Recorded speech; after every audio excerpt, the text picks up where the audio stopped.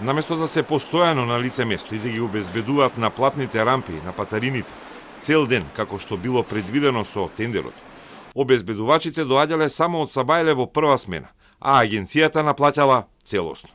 Поради тоа, прво осомничен е Джемал Билбиловски, собственикот на агенцијата за обезбедување 2СС од Кичево, која добила 2-годишен тендер, а меѓу опфатените со истрага е и ЕУ-Пристеми, кој како поранешен директор на јавното предпријатие Државни патишта не го контролирал извршувањето на обврските од договорот. Договорот е подпишан во август 2022 на сума од околу 47 милиони денари, односно околу 760.000 евра. Но не биле вршени сите обврски, поради што собственикот Билбиловски е прв на листата осомничени.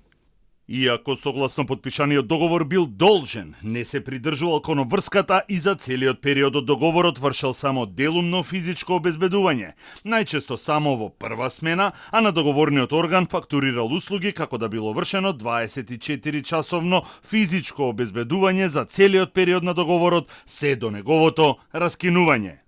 Осомничена е и агенцијата за обезбедување, а покрај Рустеми и Билбиловски. Осомничени се уште тројца раководители во државни патишта, затоа што нанеле штета од големи размери на јавното предпријатие.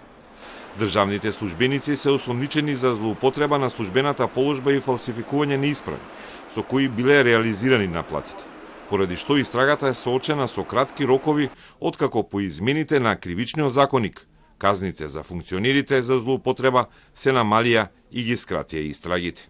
Обвинителството бара притвор за првоосомничениот, додека за останатите мерки за обезбедување.